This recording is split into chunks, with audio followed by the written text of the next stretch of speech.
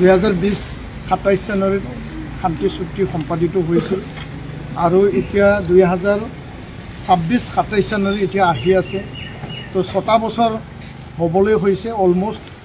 আৰু ইয়াত এই চুক্তি যে শান্তি চুক্তিৰ প্ৰতিটো দফা ক্ষিপ্ৰতাৰে ৰূপায়ণৰ কাৰণে আজি কেন্দ্ৰীয় গৃহ মন্ত্ৰালয় আৰু অসম চৰকাৰ BTC অথৰিটি আৰু ষ্টেক হোল্ডাৰৰ লগত এটা আলোচনা আছিল। ভিডিঅ' কনফাৰেন্সৰ যোগেদি আমি ওদালগুৰি ডিষ্ট্ৰিক্ট কমিশ্যনাৰ অফিচৰ ভিচিট আমি এটেণ্ড কৰিলোঁ। ইয়াত গৃহ মন্ত্ৰালয়ৰ যুটীয়া সচিব নীৰজ কুমাৰ বাঞ্চত ডাঙৰীয়া তেওঁ উপস্থিত আছিল আৰু অসম চৰকাৰ আৰু BTC প্ৰশাসনৰ পৰা আছিল। মূল কথাবিলাক আমি আজি খুব জোৰকৈ আমি দাবী জনাইছোঁ, আহ্বান জনাইছোঁ যে 6টা বছৰত চুক্তিৰ প্ৰতিটো দফা যি ধৰণে ৰূপায়ণ হ'ব লাগিছিল, মূল দফাসমূহ কিছু দফা ৰূপায়ণ হৈছে আৰু তাৰ কাৰণে আজি আমি কেন্দ্ৰীয় চৰকাৰ আৰু অসম চৰকাৰকো আমি ধন্যবাদ জনাইছোঁ।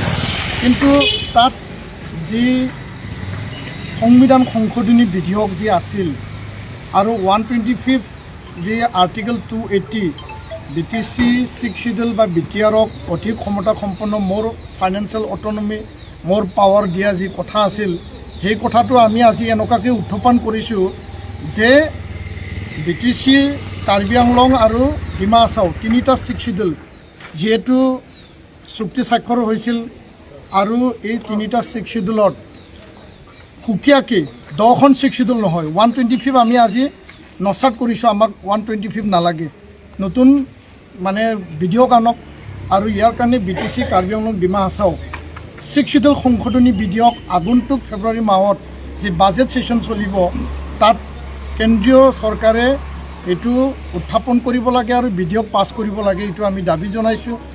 বড়ো কছাৰী কাউন্সিলৰ পূৰ্ণাংগ মৰ্যাদা নিৰ্বাচন কৰিব লাগে, গাঁও অধিক অন্তৰ্ভুক্ত কৰিব লাগে, সেই বিষয়টো আমি উত্থাপন কৰিছোঁ।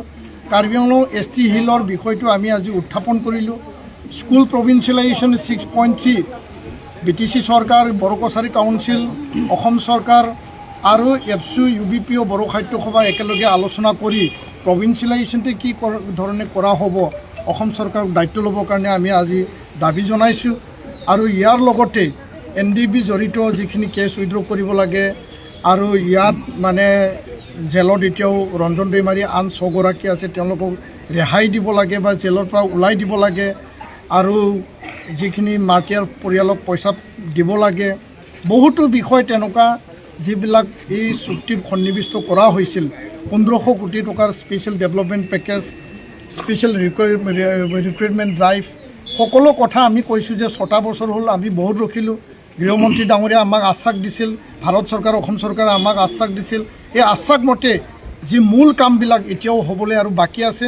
ইয়াৰ কাৰণে আমাৰ মনত এনেকুৱা আহিব নালাগে যে চৰকাৰে আমাক চুক্তি স্বাক্ষৰ কৰি চুক্তিত আবদ্ধ কৰি পেলাই আমাক প্ৰতাৰণা কৰিলে আৰু কেন্দ্ৰীয় চৰকাৰ অসম চৰকাৰে চুক্তিত আবদ্ধ কৰাই পেলাই যদি চুক্তি ৰূপায়ণ নকৰাকৈ আধাতে এৰি পেলাই আমাক যদি প্ৰতাৰণা কৰিব বিচাৰিছে, সেই কথাটো কৰিব নালাগে। সেই কথাটো আজি আমি মানে যি যুটীয়া সচিব গৃহ মন্ত্ৰালয়ৰ আমি জনাইছোঁ আৰু ভাৰত চৰকাৰৰ গৃহমন্ত্ৰী ডাঙৰীয়াক আৰু গৃহ সচিব ডাঙৰীয়াৰ লগত আলোচনা কৰি শীঘ্ৰে চুক্তি ৰূপায়ণৰ কাৰণে আমি আজি দাবী ৰাখিছোঁ। আশা কৰিছোঁ যে আজিৰ আলোচনাৰ যোগেদি ফল মানে পাব আৰু যদি ফল নাপায় গণতান্ত্ৰিক আমি আন্দোলন মানে চলাই যাম আৰু গণতান্ত্ৰিক শান্তিপূৰ্ণ আন্দোলনে একমাত্ৰ আমাৰ পন্থা হ'ব। ধন্যবাদ। আজি ইতিবাচক বুলি ভাবে